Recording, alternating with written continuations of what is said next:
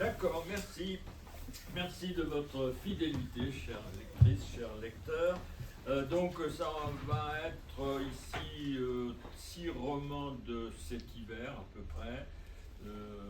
Oui, entre novembre et janvier, et évidemment sur un mode paritaire, 3 autrices, 3 auteurs. Auparavant, je voudrais faire une petite remarque, peut-être que vous l'avez remarqué aussi. Longtemps en tête des ventes, mais des ventes énormes, c'est-à-dire en général ces livres se vendent pas 10 000, 15 000, mais il y a des livres qui se vendent à 1 million d'exemplaires, et longtemps ça a été des livres, des thrillers. Bon, on connaît quelques noms qu'on voit sur les publicités du métro. Or aujourd'hui, il y a un changement dans cette liste. C'est ce qu'on appelle des romances feel good. Feel good, donc feel good c'est de l'anglais, c'est se sentir bien. Et puis voilà, des auteurs, des autrices, puisque ce sont toujours des femmes. Une autrice par exemple comme Melissa d'Acosta qui vend plus d'1 million d'exemplaires en 2023. C'est absolument ahurissant. Ce sont souvent des autrices qui ont commencé sur Internet, qui ont proposé des textes. Ça a manifestement un peu marché. Des éditeurs sont venus récupérer la mise. Le public, c'est en gros des jeunes femmes de moins de 30 ans, 35 ans. C'est pas forcément des histoires d'amour, mais c'est toujours des histoires de famille. C'est toujours des histoires où il y a des problèmes de santé, enfin des problèmes en général, des problèmes de la vie quotidienne en général, et on propose des solutions.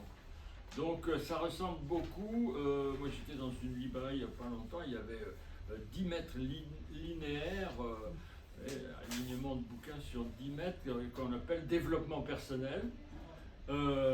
Franchement, quand on regarde le contenu, c'est quoi le bonheur, où est le bonheur, comment revient le bonheur, vous avez trouvé le bonheur. Bon, et ça se vend. Ça se vend. Bon, ben voilà, écoutez. Alors, moi, je suis un peu perplexe, c'est-à-dire que d'un côté, le style, l'écriture, il y a beaucoup de clichés. Et puis d'un autre côté, on se dit, bon, bah, peut-être que ça permet à des jeunes filles, des jeunes femmes d'aller en librairie, de lire. Après tout, l'important c'est aussi de lire. Donc je ne sais pas, je suis perplexe, quand même un peu étonné par ça, mais bon, voilà, je tenais à vous en faire part. Alors le premier roman dont nous allons parler, c'est Cécile Desprairies. Très joli nom, hein, Des Prairies. Ça s'appelle La Propagandiste et c'est édité au Seuil. Le premier chapitre de ce roman est extrêmement prenant et on va dire que ce premier chapitre, il donne un peu la clé, le mode d'emploi du roman. On est dans un gynécée, dans une réunion de femmes. Une réunion de femmes de la même famille, même si c'est au sens un peu large. Des femmes qui ont l'habitude de se réunir tous les matins, absolument tous les matins, et ça va durer pendant des années, voire des décennies, cette pratique de la réunion du matin. Elles échangent, ces femmes, sur tous les sujets.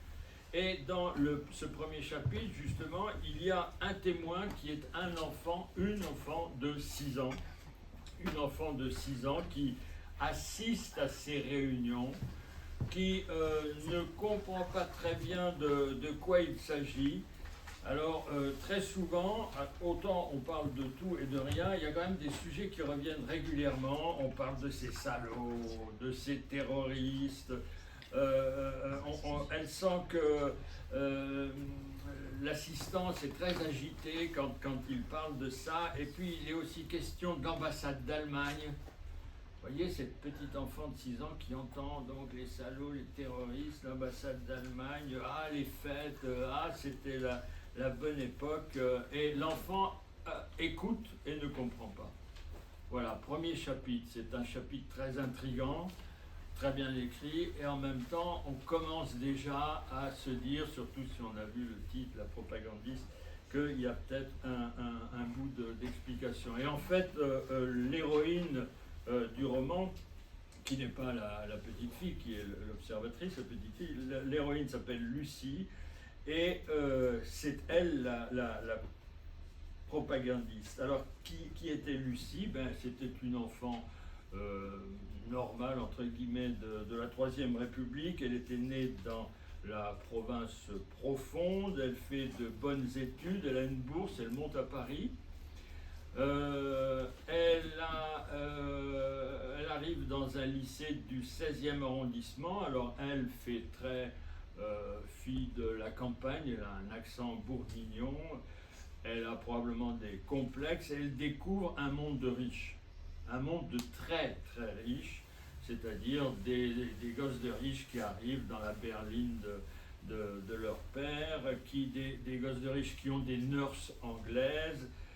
Et on se dit que dans l'énergie qu'il y a dans cette histoire, il y a une revanche de classe qu'elle veut prendre, cette fille-là. En outre, toutes ses camarades sont juives. De là, son antisémitisme. Le personnage, la femme, est d'un antisémitisme maladif, obstiné, répétitif, une vraie fixation. À 19 ans, elle rencontre son amoureux qui est préparateur au Collège de France, qui est un Alsacien, et qui est un Alsacien pro-nazi. Il s'appelle Friedrich. Et le couple partage des convictions, mais alors d'une force totale. Voilà. Donc, amour fou. Mariage, ça va durer 4 ans, puis on va voir Friedrich au moment de la libération, va mourir dans des circonstances que je vous laisserai découvrir. Donc Lucie se retrouve veuve à 24 ans, elle se remarie avec quelqu'un on va dire de la nomenclature médiatique, un patron de presse, mais elle va rester toute sa vie, c'est-à-dire plus de 60 ans après ce moment-là, totalement fidèle, entre guillemets, à ses convictions racistes, antisémites, etc. Pendant l'occupation, Lucie est une collabo fervente. Elle va travailler pour la propagande collaborationniste et également la propagande allemande. Elle va trouver de bonnes images, de bons textes pour les émissions, les petits films qu'il passait pendant la guerre. Donc c'est une fille brillante, c'est une fille modeste, et on sent à la fin du récit que l'autrice, donc Cécile Desprairies, raconte sa famille, raconte son histoire. Vous voyez, c'est particulièrement étonnant comme parcours, d'autant que cette Cécile Desprairies est devenue la grande historienne aujourd'hui de la collaboration en France, etc.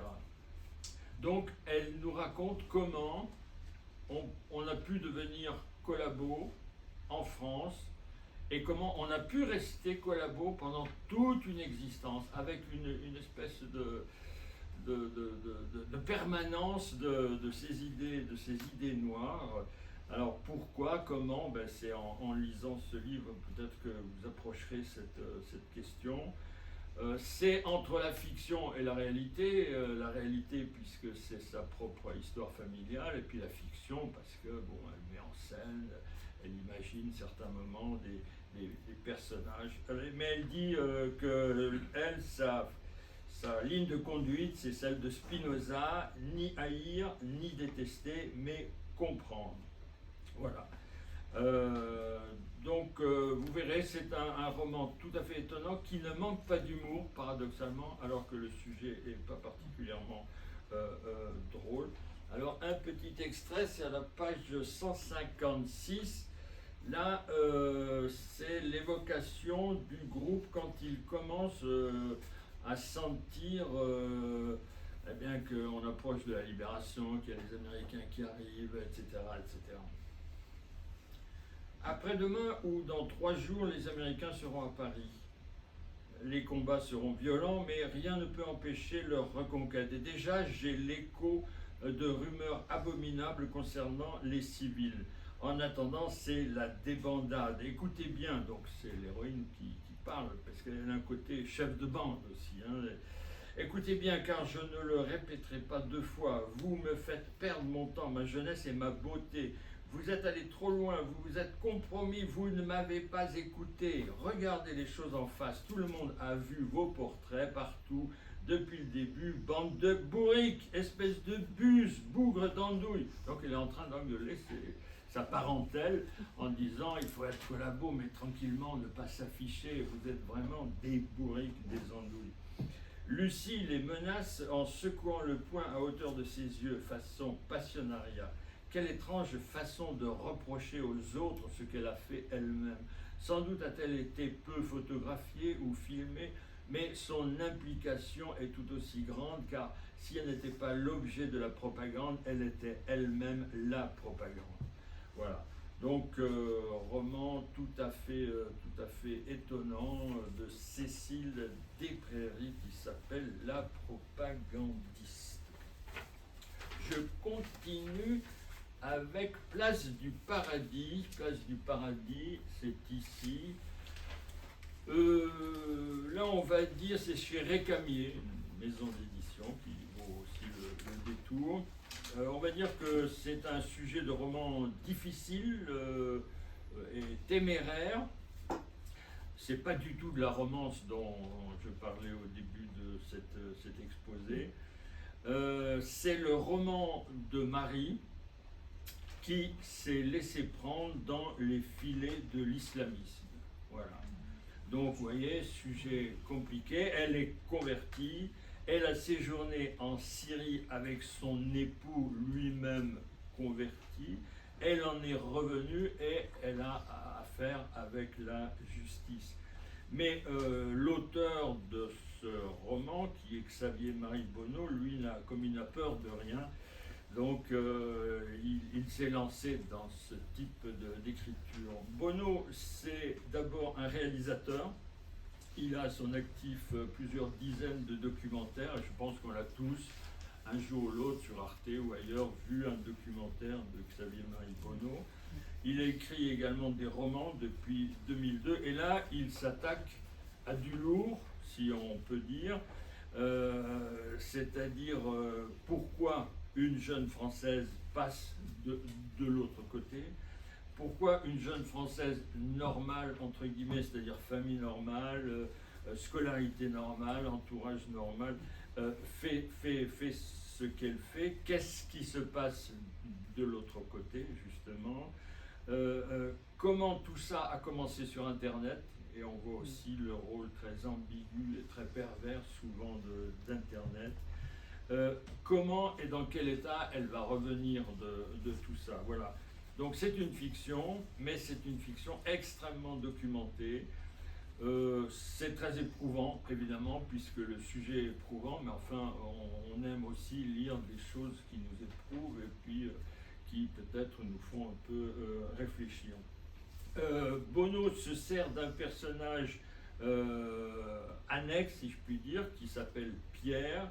Pierre est un photographe de guerre. À mon avis, c'est le double de l'auteur. C'est un photographe qui connaît bien l'Orient, les printemps arabes, qui est passé en Syrie, qui est passé chez les Kurdes, des IPG, vous savez, ces Amazones, ces femmes qui organisent des milices et qui ont combattu les islamistes. Bon, Pierre, dans ce contexte-là, va croiser une première fois Marie en Syrie. Et il la retrouvera, alors l'histoire, un chapitre sur 2 bouge là-dessus, il la retrouvera en prison, dans une prison française, et c'est elle qui a demandé à le voir. Elle accepte de collaborer avec la justice française si elle peut voir ce photographe et échanger sur des histoires de photos. Enfin, je ne détaille pas, vous verrez. Donc, on va voir Pierre qui éprouve à l'égard de Marie un drôle de sentiment, à la fois répulsion, attrait, stupeur, envie de comprendre comment cette Française a fait ce choix-là. Est-ce qu'elle a été manipulée? Est-ce que c'est elle qui est en train de me manipuler? Voilà. Donc, il tente d'expliquer des choses qui apparemment semblent très compliquées. Et évidemment, quand on lit ce roman, ça résonne avec toute une actualité que l'on retrouve dans la presse de tous les jours, y compris Gaza d'ailleurs. Voilà, alors un petit extrait, on est à la page 147. C'est à même pas 2 rues de la place du Paradis.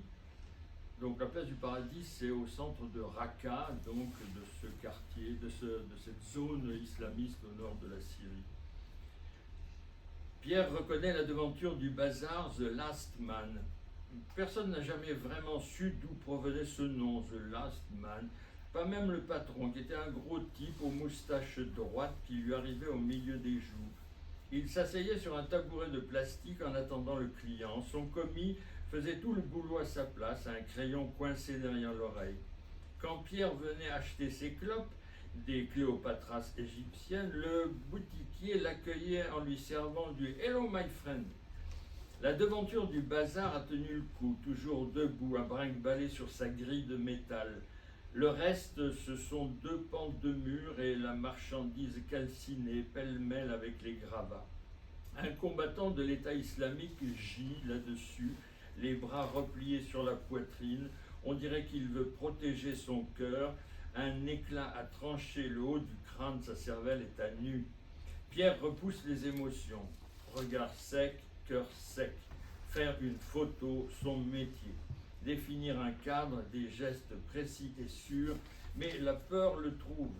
Les yeux du mort le fixent. À quoi bon voler une âme qui traîne encore dans les parages avant de rejoindre l'enfer? Personne n'en voudra de cette photo. Il n'y a pas de place pour la souffrance de l'ennemi. Cette douleur ne compte jamais. Pourquoi remplir une boîte noire de toute l'absurdité de l'histoire en train de s'écrire? Pourtant, il pourrait parler, ce corps, de toutes ces choses indicibles par une image, dire une fatalité, le fanatisme qui ferme les vies pour l'éternité. Voilà. Xavier Marie Bonneau, un livre important, éprouvant aussi, bon, il faut le savoir. Changement de décor avec Marie Dariussec. Vous connaissez très probablement Marie Dariussec, voilà, presque 20 ans peut-être, qu'elle produit, un peu comme Nathalie Tombe, un roman par an. Sa caractéristique, un féminisme très marqué, un sens de la sensualité aussi très typique. Alors ici, il y a 2 héroïnes dans Fabriquer une femme, 2 héroïnes qui viennent d'un même village du sud-ouest, en fait du Pays Basque. Et on va suivre leur destinée à l'une et à l'autre jusqu'à la maturité, jusqu'à son quadra à la fin de l'histoire. Chacune va donner son point de vue, donc 2 séquences successives sur la même période, sur les mêmes années. D'abord la séquence Rose. Rose, le prénom. Rose, elle a un grand amour, c'est Christian, c'est le copain du lycée, ils sont fiancés depuis toujours, ils vont se marier, c'est le choix de la sécurité, même si Christian n'est pas vraiment le prince charmant. Il a fait plusieurs boulots avant de terminer dans l'immobilier, mais il voulait toujours être poète. Le dépucelage entre ces deux-là sera long, très long, vous allez voir, un processus qui n'en finit pas. Rose croit trouver aussi à un moment un vigoureux amant chez Marcos, avec Marcos qui est le patron d'un bar libertaire, mais finalement Marcos est brutal et décevant. Rose sera psychologue, psychanalyste, elle aime réparer, elle travaille avec des jeunes anorexiques Et là, il y a une partie très forte du roman sur ses rapports entre elle et ces jeunes anorexiques-là. Mais en dépit de, comment dirais-je, de cette vocation, en dépit de son amour fidèle, Rose s'ennuie un peu. Et là, elle s'ennuie un peu, et elle est un peu envieuse de Solange. Donc Rose, premièrement, Solange, deuxièmement. Solange, c'est une fille douée, une fille vive, une fille pressée, trop pressée, trop vive. Son décollage est raté, elle est enceinte à 15 ans. Donc il y a séquence grossesse et séquence accouchement. Vous verrez, ces pages sont d'une crudité, d'une force à la Darius Sec, quoi. Elle décrit avec un réalisme incroyable toute ce moment de crise de Solange. Solange délaisse son enfant à ses propres parents. Et elle, pour Solange, la porte de sortie, c'est le théâtre, c'est devenir actrice. Donc on va la voir fragile, mais très déterminée. Elle va être à Paris, puis à Londres, puis à Los Angeles. Et à la différence de Rose, Solange, sa vie, c'est les montagnes russes, c'est-à-dire des grandes douleurs, et puis des grandes voluptés. Voilà. Bon, il va y avoir un chapitre, par exemple, sur sa vie dans le monde des travestis, c'est assez fort. Il y a le monde du sida, il va y avoir la Californie, où elle va côtoyer les vraies et les fausses stars. On la voit toujours qui frôle les dieux du spectacle, du cinéma, du théâtre, mais elle n'est jamais dans ce grand rôle auquel elle aspire. Et dans la troisième partie finale, que je ne raconterai pas, mais les deux familles se retrouvent à Los Angeles pour la présentation d'un film, et il y a une surprise finale. Alors voilà, c'est comment se fabrique une femme, comment au total, qui a réussi sa vie, qui a gagné, ça reste complètement ouvert. Alors, il y a plusieurs extraits. Il y a un chapitre avec son amant, mais je n'oserais pas le lire devant vous, donc je vous le recommande quand même, c'est à la page 69-70. Ici, on va, par exemple, lire un échange entre les deux jeunes filles. Elles se sont rencontrées, et ça donne ceci. Rose allume une cigarette au lit, le truc interdit. Solange lui rapproche le cendrier avec le pied. Je l'ai fait avec le mec du bar au village. Marcos? Oui. Le gourou de province? Elle rit, mais est-ce qu'elle rit de la même chose? Et c'était comment? Moyen. Moyen comment? Il cherchait à me prouver quelque chose. Que ça te plaisait? Que j'en avais envie peut-être. Ils cherchent toujours à nous démontrer que c'est eux les patrons et que c'est ça qu'on veut. Voilà, alors un autre petit extrait sur l'hôpital où elle travaille. Les hôpitaux psychiatriques sont des creux dans l'envers du monde. La peinture s'écaille, les fenêtres fermées à clé laissent passer le vent, la bouffe est dégueulasse. Mais Rose a l'impression d'être utile. Le monde a déposé les gamines ici comme du bois flotté. Contorsionnées, incendiées, fendues. Rose les porte, du moins elle porte ceux qu'elle peut porter, et celles qui veulent bien que Rose les porte. Elle a besoin le soir de les quitter, de se reposer, de reprendre des forces pour être capable au matin de les rejoindre. Elle trouve un rythme et une douceur à être entrée dans ce monde-là du travail. Voilà. Fabriquer une femme, donc, de Marie Darius Sec. Et je poursuis avec Plexiglas. Plexiglas, je suis un petit éditeur qui s'appelle Asphalt. Plexiglas. J'ai bien aimé la lecture de ce livre. On va dire que c'est le roman des employés de Carrefour. Voilà. Donc c'est à la fois très précis et très proche, en même temps d'un réalisme tout à fait étonnant. Donc tout est singulier dans ce récit. D'abord les personnages. L'auteur nous fait vivre un centre commercial vu pendant un an. Et c'est précisément l'année du confinement. Et ces personnages sont ceux, vous vous rappelez peut-être, qu'on appelait à l'époque les travailleurs essentiels, essentiels mais complètement invisibles. Donc on est dans la périphérie de Cholet. Le personnage principal s'appelle Elliot, il a 30 ans, il n'a plus de travail. Au début du roman, il revient dans sa ville avec une jambe esquintée suite à une castagne avec la police au moment des manifs pour la retraite. Il va peu à peu se faire adopter par la communauté du centre commercial, le centre qui est voisin de la maison du grand-père qu'il occupe provisoirement. On va donc peu à peu se familiariser avec tous ces gens qui travaillent, qui font tourner le centre. Parmi eux, il y a Lulu, la caissière du Carrefour, qui est toujours derrière son plexiglas, d'où le titre du roman. Elle a 60 ans, Lulu, et il va y avoir entre ces deux personnages une amitié tout à fait incroyable qui est le fil rouge du roman.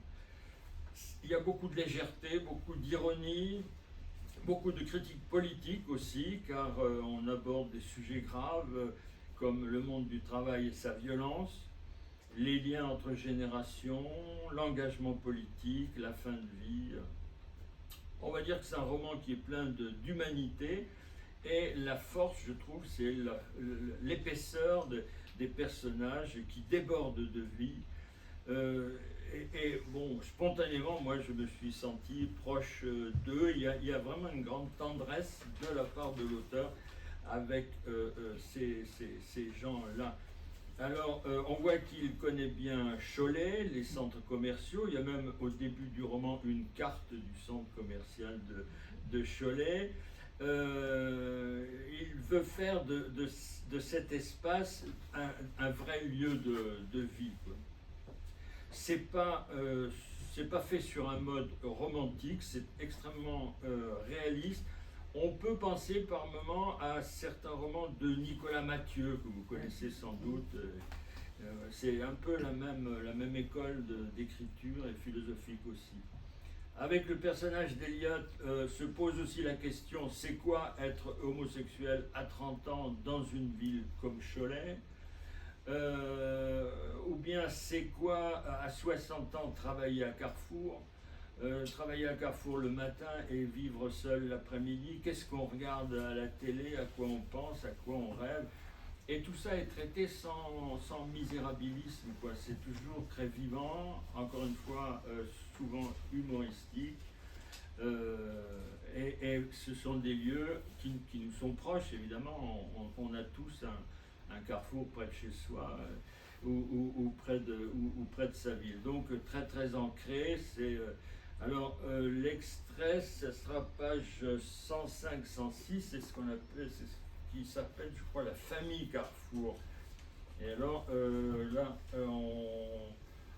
le chapitre commence à 5h30, c'est le début du boulot pour un certain nombre de ses employés. 5h30, brume matinale, rayon fruits et légumes. Équipé de gants et d'une visière de protection, Anthony fait partie des premiers soldats Carrefour sur le front. Depuis aussi longtemps qu'il s'en souvienne, il s'est levé tôt, a vendu pendant des années au marché des Halles les pommes de son père maraîcher. Quand il est mort, Anthony a signé un CDI dans la grande distribution. 15 ans qu'il débarque au milieu de la nuit pour recevoir les livraisons, réarranger les rayons et, depuis sa promotion, gérer les commandes.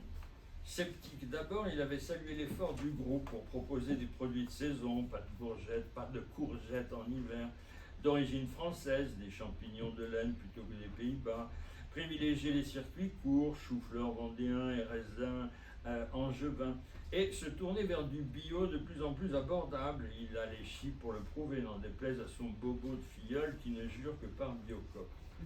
Bien sûr, ça lui manque, l'ambiance du marché, la proximité avec les clients, le petit coup de blanc à midi, mais À Carrefour, il gagne sa vie. Il ne se retrouve jamais sous la pluie. Grâce à Delphine, qui travaille quelques mètres plus loin en poissonnerie, il a même trouvé la solution au décalage social dû à ses horaires.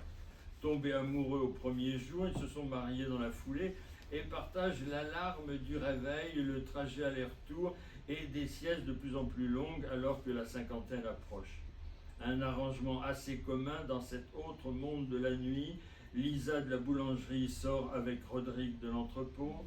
Jean-Marc de la boucherie a épousé Claudie de la boucherie. Et avant son licenciement économique, Tristan le fromager avait couché avec au moins 3 caissières et la responsable du rayon jouet. La vraie famille Carrefour. Elle se trouve avant midi, répète souvent Anthony, qui ne se soucie pas trop de ce qui s'y passe l'après-midi, encore moins de la galerie. Quand elle se déconfinera tout à l'heure, Delphine et lui retourneront se coucher. Voilà.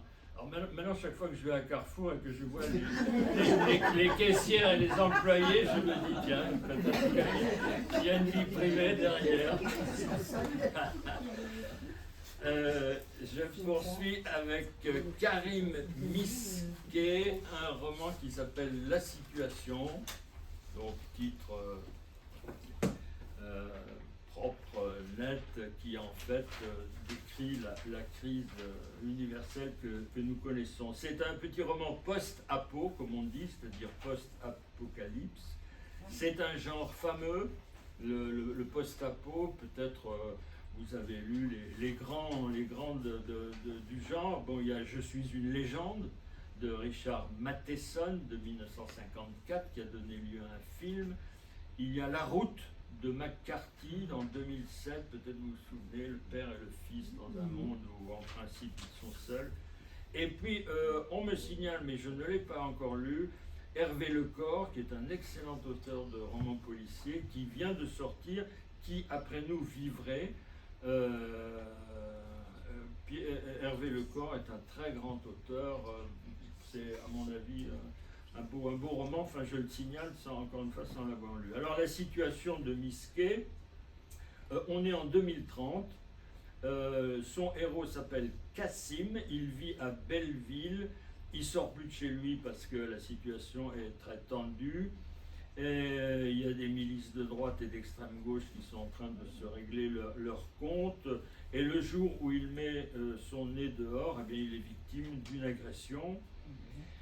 Cassim, c'est un scénariste un peu paumé, et il tente de se retrouver dans cette France complètement fracturée entre 3 blocs, on va dire. Il y a le bloc islamo-wokiste, comme il dit. Bon. Il y a le bloc Ligue française, qu'on voit plutôt à l'extrême droite, et puis un bloc qui s'appelle Égalité, qui est plutôt une sorte de parti centriste, qui est le parti du président, lequel s'est réfugié à Chartres.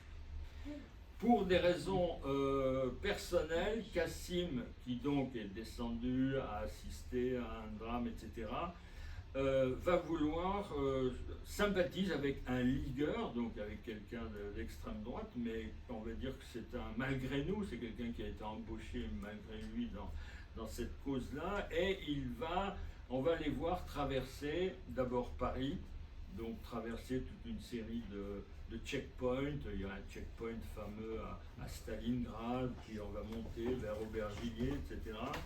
Il va rejoindre le QG des groupes de gauche, qui est plutôt en Seine-Saint-Denis.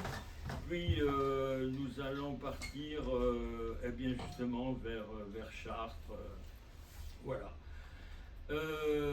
C'est tout à fait étonnant. Alors l'auteur, j'ai vu une de ses interviews sur internet, il dit attention, c'est pas, je vous dis pas que ça va être comme ça en 2030, mais enfin c'est l'actualité aujourd'hui qui me pousserait à écrire ce sujet. Et puis il dit aussi qu'il est parti d'une question de Françoise L'Héritier. La question c'est: et vous, qu'est-ce qui vous manquerait le plus si tout cela devait s'arrêter demain? Voilà, donc c'est une question qui s'adresse un peu aussi à chacun de nous. C'est une réflexion, bien sûr, cette bizarre fascination de l'espèce humaine pour le meurtre et puis pour la répétition de choses épouvantables, les génocides d'hier, les génocides d'aujourd'hui, etc., etc. Il y a toute une série de personnages qui, malgré l'ambiance, la mauvaise ambiance générale, ce sont des personnages qui font de bons choix, c'est-à-dire qui restent quand même toujours du côté de l'humain, qui gardent une forme de dignité, qui gardent le cap, comme on dit, voilà. Karim Misquet, c'est un homme tout à fait intéressant, lui aussi réalisateur de télévision. Son papa, il a fait un très bon roman en 2012 qui s'appelait Arabe Jazz, qui était un polar qui se passait à Belleville. Il a fait des documentaires remarqués, par exemple Arabe et Juif, qui passaient sur Arte il n'y a pas très longtemps. Sa singularité, c'est que le papa est mauritanien, la maman est française, et tous les deux étaient des militants trotskistes. Donc voilà, un mélange de culture, la Mauritanie, la France, le trotskisme. Karim Misquet a eu un peu de mal à s'en sortir au début, c'était très compliqué. Alors là, on va voir un petit extrait, on est à la page 92-93.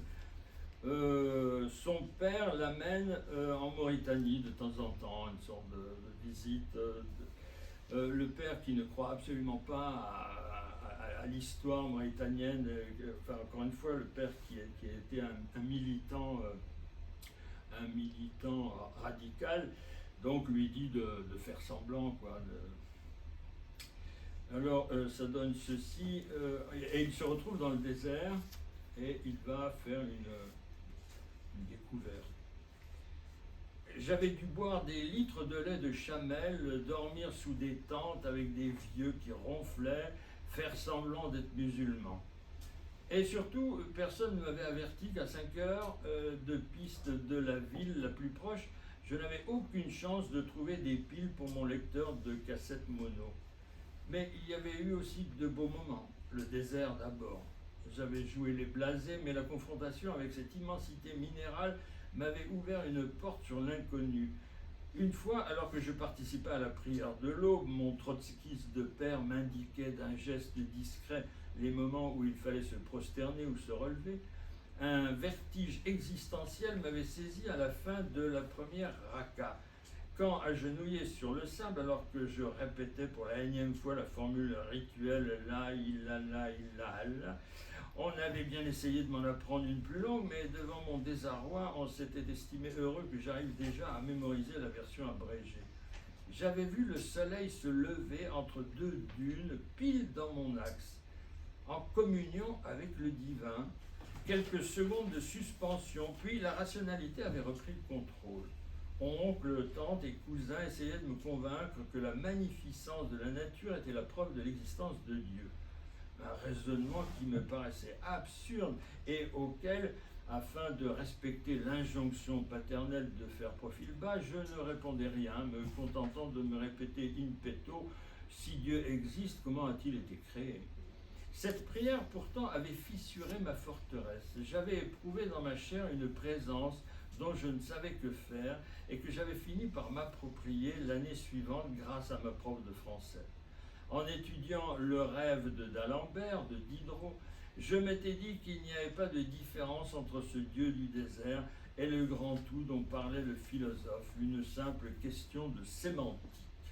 Voilà, c'est bien écrit, c'est tout à fait étonnant, c'est Karim Misquet dans la situation. Et eh bien, je termine déjà cette série, je crois bien, oui, tout à fait, avec un très beau roman, gros roman, Sophie d'Ivry, fantastique histoire d'amour au seuil. Vraiment gros roman, c'est-à-dire on est dans les 500 pages, mais tout se lit avec plaisir de bout en bout. Moi qui ne suis pas particulièrement attiré par le gros roman, je dois confesser que c'est totalement réussi. C'est l'histoire de Bastien et de Maya. Bastien est inspecteur du travail et Maya est journaliste scientifique en passe d'être licenciée pour raisons économiques. Bastien, c'est un sentimental. Maya, c'est une physique, on va dire. Elle ne s'attache pas, les amants passent. Donc déjà, il y a un beau renversement des stéréotypes. Souvent, on nous présente la fille sentimentale, etc. Ici, au début du roman, ils ne se connaissent pas, mais ils se croisent au parc de la Tête d'Or à Lyon. Chacun vit seul, et chacun est seul à sa façon. On se doute que ces deux-là vont finir par s'aimer plus tard, et s'aimer à la folie, mais beaucoup plus tard, après une série incroyable d'aventures. Et c'est ça aussi qui est formidable dans ce roman. Les chapitres se succèdent à vive allure, et Bastien raconte à la première personne, donc chapitre Bastien, chapitre Maya. Bastien dit « je », et alors que Maya est à la troisième personne. Et cette alternance de « je », où on voit un Bastien très vulnérable, plein d'autodérision, pour lui-même bien sûr, et puis de elle, je et elle, on la sent inquiète, en même temps fantaisiste. Donc cette alternance est très efficace et donne aussi au texte une belle variation de forme. Donc ces deux histoires se rejoignent dans une entreprise qui s'appelle Plastirec. Un accident du travail mortel sollicite Bastien. Une compacteuse a broyé un ouvrier. Or, cette machine vient du CERN, le Centre d'études et de recherche nucléaire, qui est à Genève, où la tante de Maya travaille sur des cristaux extrêmement bizarres, des cristaux scintillants, enfin, vous verrez. Alors, ici, Sophie d'Ivry déploie vraiment toute la panoplie d'une magnifique autrice d'histoire. Elle nous raconte des histoires, on sent qu'elle y croit, qu'elle croit au pouvoir de la fiction. C'est magnifique dans l'alignement de portraits, dans les dialogues, dans les descriptions, dans les atmosphères, dans les péripéties qui n'en finissent plus de rebondir. C'est très engagé aussi, c'est très politiquement engagé, vous verrez. Et franchement, au fil des chapitres, on s'émeut beaucoup et on s'amuse beaucoup. Une foule de personnages secondaires nous accompagne. Et puis il y a cette machine diabolique qui au début donc, est responsable de cette mort, et cette machine et puis tout ce qui l'entoure symbolise un peu notre monde, la violence du monde, la violence du système, cette espèce de dépression qui fonctionne, l'agressivité, l'attraction de l'argent et du pouvoir. Bon, tout ça d'un côté, et de l'autre, l'antidote. Et l'antidote, vous l'avez deviné, c'est l'amour et la force cosmique de l'amour. Bref, j'ai adoré. Voilà. Alors, un petit extrait, c'est l'inspecteur du travail qui parle de son métier. Inspecteur du travail, c'est un métier solitaire, quelque chose entre shérif et assistante sociale. Au vu de la flotte de véhicules qu'on met à notre disposition, je pencherai plutôt pour la seconde proposition. La Renault démarra sans problème ce soir-là. Au premier embouteillage, je jetai un œil rapide sur le dossier de l'entreprise. La boîte s'appelait Plastirec et faisait du recyclage industriel.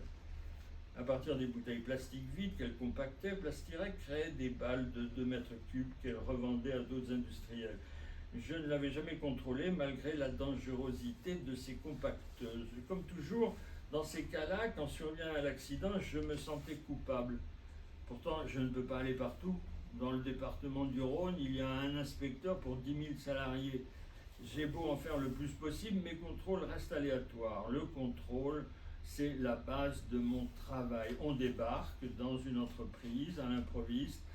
On examine les postes, les ateliers, on relève les noms des salariés présents, on vérifie que les équipements sont réglementaires, que les salariés ont bien été embauchés dans les règles et ont été formés. Les inspecteurs du travail, ou plutôt les inspectrices, car les femmes sont devenues majoritaires dans le métier, passent au hasard ou si on nous a signalé des abus majeurs, sans prévenir, de jour comme de nuit, sans autorisation, j'entre partout, je vois tout. Peu importe que je sois en costard-cravate ou en jean basket, j'entre. Évidemment, il ne faut pas s'attendre à être bien accueilli. J'ai appris avec le temps à adopter le bon comportement, rester calme et éviter le contact visuel, ne pas mettre d'affect et surtout les laisser dire. J'ai déjà été traité de collabo et de salopard. Les filles sont traitées de salopes et de mal baisées.